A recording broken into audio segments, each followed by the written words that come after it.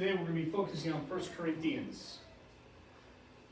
1 Corinthians, Paul is going to be writing this to a group of believers, and he wants them to, as you guys can tell, focus on the idea of being one, having one body, being one in the church.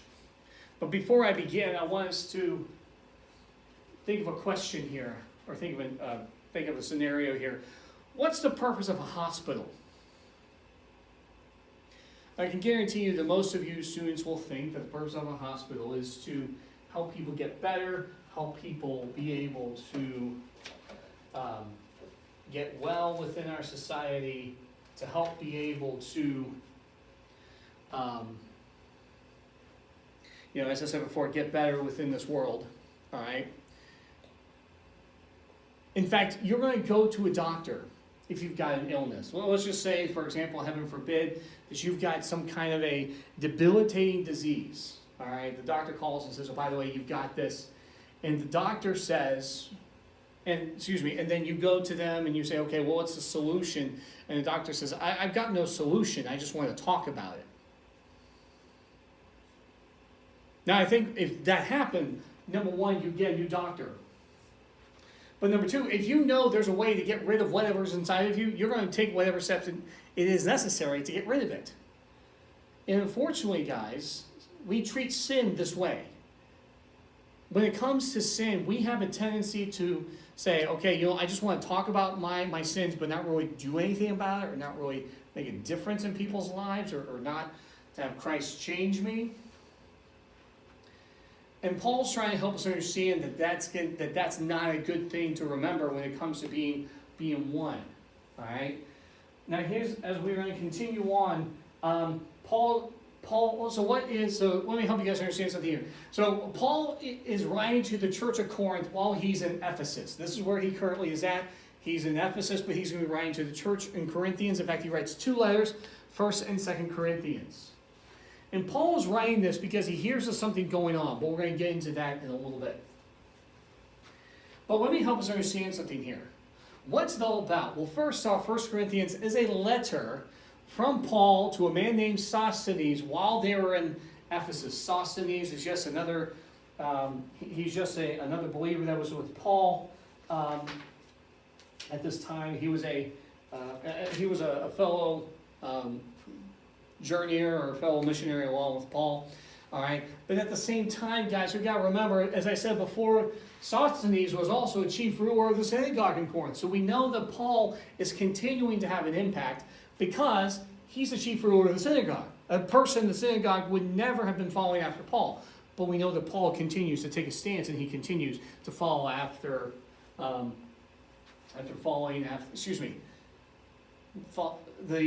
this ruler of the synagogue is a follower of Jesus now because of Paul's influence. He's writing to the church of God in Corinth. Now remember, Paul had written to the church of Corinth before, and we see this because he says, I wrote to you in my letter not to associate with sexual immoral people. So we see here that Paul helps us understand that he's written to this group before. But Paul understands that there's something that's happening there. Paul was dealing with divisions in the church, and this is not what he means by divisions. I know some of you guys don't like math, but this is not what he's referring to when he's dealing with divisions. And in fact, how did Paul hear from them before this letter? Well, there was a woman by the name, 3 men had come from Corinth to Paul and reported what was going on. So people were going to Paul and saying, listen, this is what's happening in the church, and it's not good. So Paul helps them understand that this is not a good thing to do. In fact, Paul wrote the letter of 1 Corinthians for several reasons. And as your book is going to help us understand, you should have already have done some of this. This is just review, but this is just to help us understand. So in 1 Corinthians chapter 11, chapter 1, verses 11 through 13, we see that there's divisions in the church. There are people, they're not unified, they're not getting along in the church, and it's causing a problem.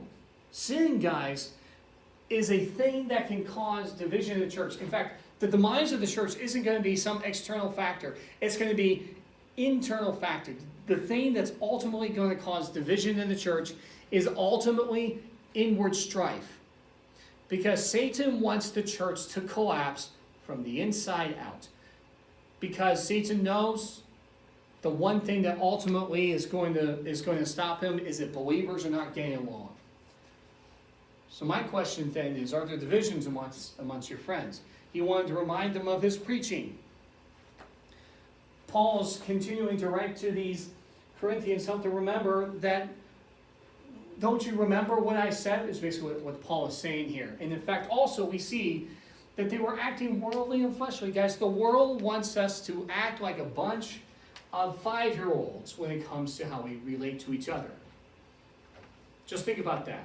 Just think about the political parties or the political debates that we have today. Their arguments are always nuh-uh, uh-huh, nuh-uh, uh-huh. And guys, they're not acting godly. They're acting worldly. And what that also means that they were acting worldly and fleshly is that they were not living based on God's standards. If God says something is a sin and you're doing it, it's wrong, whether you disagree with it or not. That's just the way God's word, it's just the way it is. He knew that they were not separating themselves from the things of this world in that process. And in fact, they were arrogant and did not behave as though Paul was coming back.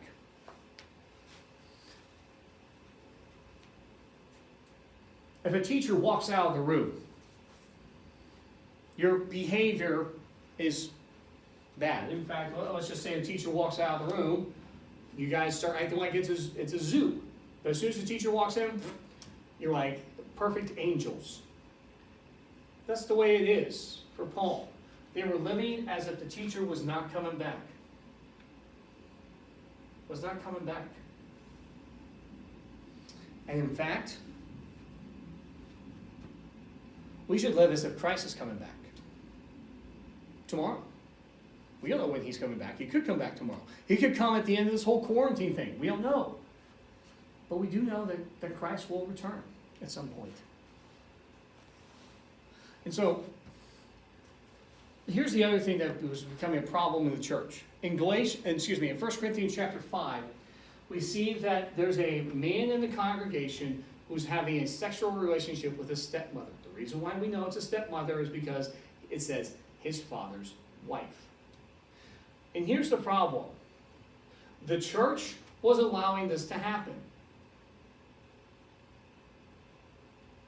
Do we then have the right to tell this man that he's doing wrong? If he's wrong, based on whose standards? Our standard? God says that this kind of behavior is wrong, but the world says that this kind of behavior is okay.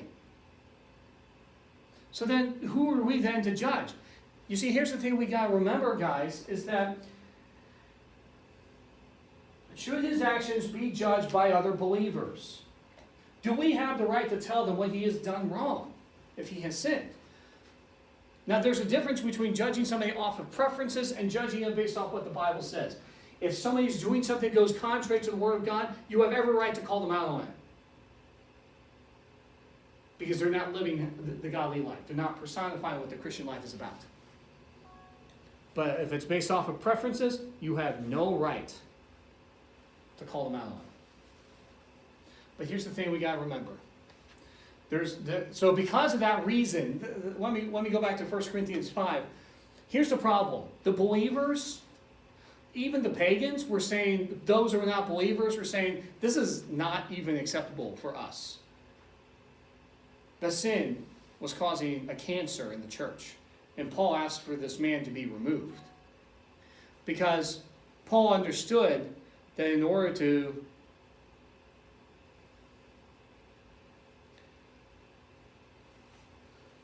Paul understood that in order for the church to grow, you sometimes have to get rid of the bad people in the church. We all know, guys, that when it comes to a classroom, it's never the good people that affect the class. It's the one bad person that will affect the entire class. And here, it's the case. Paul continues in 1 Corinthians, and he helps us understand. He wanted to answer questions in their letter to him. They had some issues, and so Paul's starting to address the issues to them. But they missed, so in 1 Corinthians 11, Paul's understanding is helping him understand that right now in the church of Corinth, it's a zoo. They were misusing or abusing the Lord's Supper, communion. Communion comes from a Latin phrase that says common union, means something that we all have together. And we've got to remember, guys, that the Lord's Supper is something that's supposed to be a unifying problem. As a part of the meal, they were supposed to partake in the Lord's Supper. So before the Lord's Supper actually happened, where Jesus said, "Take, eat, this is my body," or drink this cup which represents my blood, do this in remembrance of me, they actually have a full-fledged meal before that. But here's one problem.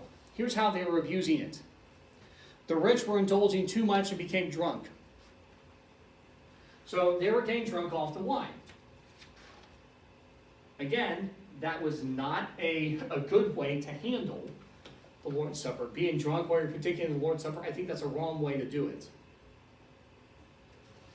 But then number two, the poor were going hungry. The rich congregants, those who were attending church that were rich, would bring enough for the poor to have food. The problem is the poor were overindulging, in other words, having too much, and then therefore the poor had nothing to eat as part of the meal. The problem? It was causing disunity amongst the believers.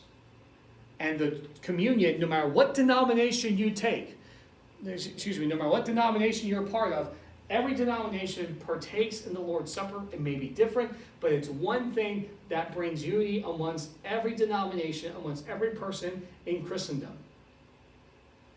And here it's causing divisions amongst the believers. It's not the purpose of it. But Paul wants everybody to strive for unity.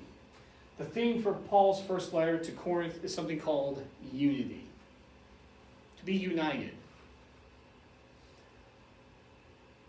Unity. United. He felt upset when he heard about all the divisions among them. The divisions caused many problems, and Paul shows them that their problems can be solved by realizing that they're unified under Christ. And that they are one body and that we are one church. Part of the reason why I've stayed at Shores for so long is because it personifies what the body of Christ is about. We are one church, and we are one body.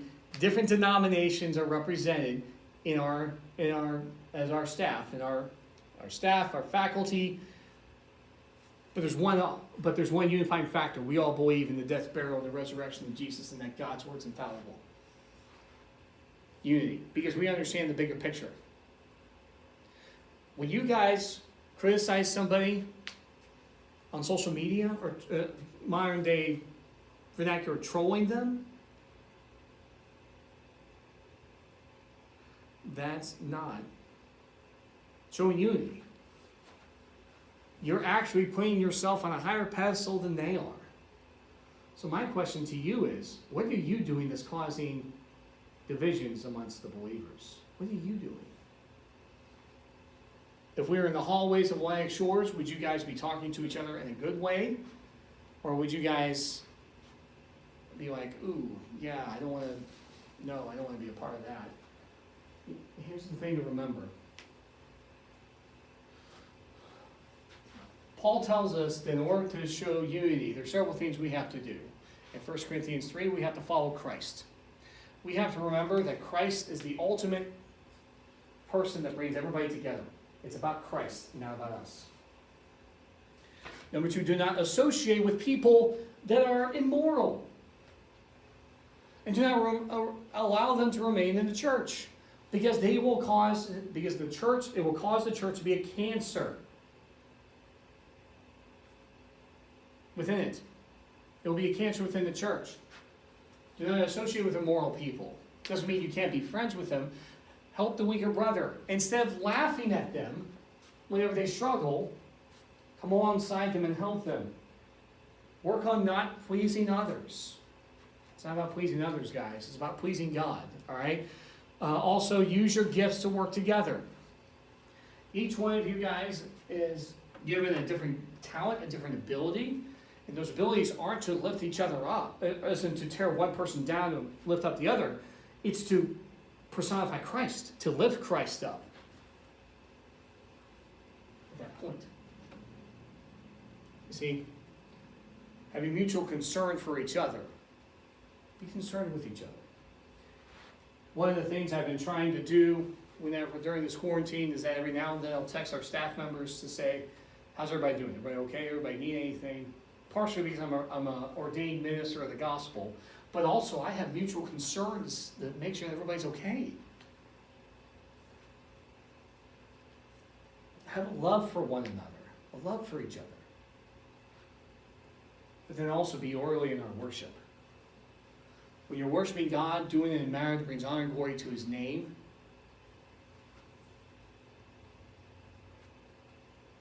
there's a reason why there's an order of things to be in worship, because nothing gets done in anarchy. Confusion, there's a reason why anarchy doesn't work. There's a reason why that's not the proper course of action here. Be orderly in worship. So I'm asking you today, how are you being unified, or what are you doing to disunify the believers on social media? Like, what are you doing? Like, are you causing your other classmates to fall spiritually?